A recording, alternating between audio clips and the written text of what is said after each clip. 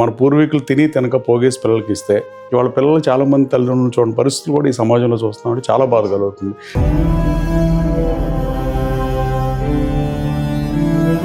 ఇప్పుడు తల్లిదండ్రి మనకు జన్మనిచ్చారు, కనీసం ఆ కృతజ్ఞతను చూడపోతే.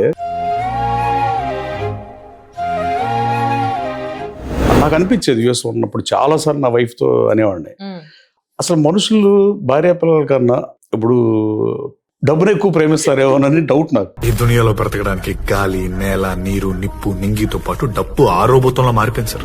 లవ్ మ్యారేజ్ అండి మీది? Arranged marriage. మీకు ఫస్ట్ ఫోటో పంపించారండి అయింది, వచ్చింది. ఏమనుకున్నారు ఫోటో చూసినప్పుడు? అంత ఆప్షన్స్ ఇవ్వరండి పేరెంట్స్, అప్పుడు ఇచ్చేవాళ్ళు కాదు. అంటే పర్వాలేదు బానే ఉన్నాడు, బాగున్నాడు, బాధ్యత ఉంది. నాకు అప్పుడు బట్టతలేం లేదండి అప్పుడు.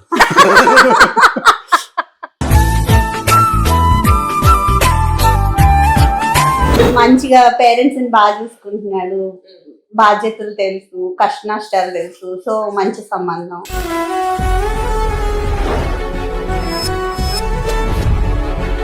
అప్పట్లో సాఫ్ట్వేర్ జాబ్ చేసుకుంటూ ఒక మ్యారేజ్ అని అంటే సాఫ్ట్వేర్ ఎంప్లాయీగా మీ మనసులో ఏముండింది? పెళ్లి అని అంటే ఓహో ఇలా ఉంటుందా అని అనుకున్నారా? దానికి తగ్గట్టుగానే ఇప్పుడు లైఫ్ ఉందా అంటే? అంటే వర్క్ లోడ్ ఉన్న రోజున ఉంటుంది, కానీ డెఫినెట్గా ఐటీ జాబ్ అనేది అంత ముందు తరానికి లేనిది, ఈ తరానికి ఉన్న అదృష్టం అది. ఏమన్నా మీకు ఫ్యామిలీ కొంత టైం ఇవ్వగలిగారు అని అంటే ఆ సాఫ్ట్వేర్ జాబ్ ఇప్పుడే ఇచ్చారేమో సార్, అంతే అనుకోవచ్చా? డెఫినెట్లీ. నన్ను అడిగింది దానికి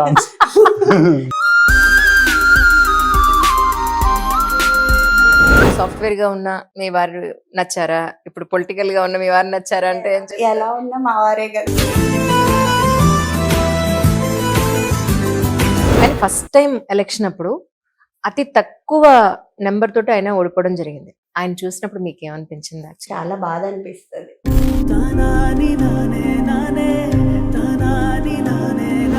నేను అమ్మవారి భక్తురాలండి, ఎక్కువ టెంపుల్కి వెళ్తా. అంటే జస్ట్ నేను ఇలా కూర్చున్నాను, ఎవరో చెప్పుకుంటుంటే విన్నా. నేను ఇంటికి వచ్చి అదే చెప్పా, మేబీ మనకు మంచి చేయాలనే అమ్మవారు ఇట్లా చేసిందేమో.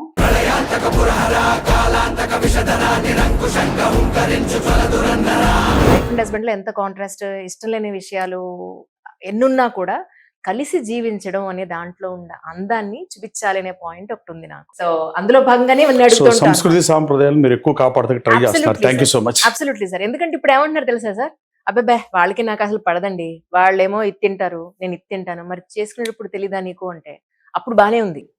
పెళ్లి చేసుకున్న 4 గోడల మధ్యకి వచ్చిన తర్వాతే ప్రాబ్లం అవుతుంది. డివోర్స్ అనేది చాలా ఈజీ కాన్సెప్ట్ లాగా అయిపోవడం బాధాకరం. మన బలం ఏదైతే కుటుంబ వ్యవస్థ ఉందో అది బలహీనత అయ్యే పరిస్థితులు మాత్రం ఎట్టి పరిస్థితి సమాజంలో రాకూడదు. నిజం. అది హిందూ ధర్మానికి మంచిది కాదు, హిందూ మతానికి మంచిది కాదు.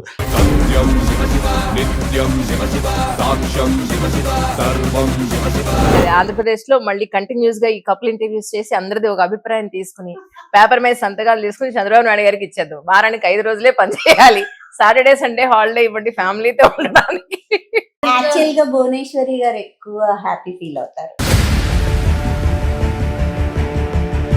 అది మొన్న ఏదో ఇంటర్వ్యూలో చూసాను, పుష్కర్ కాలం అయింది ఇద్దరం కలిసి కాఫీ తాగి అంటాం విన్నా.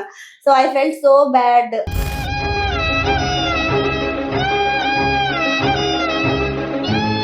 మళ్ళీ కల్చర్ రీబ్యాక్ అవుతుందని అనుకుంటున్నా. అంటే గతంలో 10-15 ఏళ్ళు స్లో అయింది కానీ సంక్రాంతి అనేది. ఇప్పుడు దేశ విదేశాల్లో సెటిల్ అయినా, పక్క రాష్ట్రంలో తెలంగాణలోనో, కర్ణాటక, ఢిల్లీ ఎక్కడ సెటిల్ అయినా వాళ్ళందరూ జన్మభూమికి వస్తున్నారు. సంక్రాంతి సంబరాల పేరుతో, లేదా సొంత ఊర్లో ఫ్రెండ్స్ ని చుట్టాలని కలవటానికో. ఇవాళ ఎవరు నాకు రీల్ పంపించారు సార్, హైదరాబాద్ నుంచి ఏపీ వచ్చే మొత్తం టోల్ గేట్ 46,000 కార్స్ వచ్చినాయి. ఎగ్జాక్ట్లీ.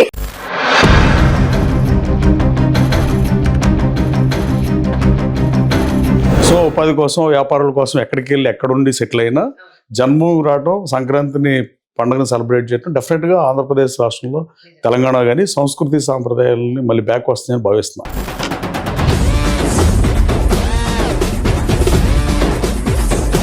అంటే నేను విన్నాను అది, మరి అంటే రీసెంట్ గా స్టంట్ వేశారు అని చెప్పి. కొంచెం ఏంటో చవటలు పడుతున్నాయి, ఈ లెఫ్ట్ సైడ్ నొప్పిగా అనిపిస్తుంది, గ్యాస్ పట్టేసినట్టుంది అన్నారు.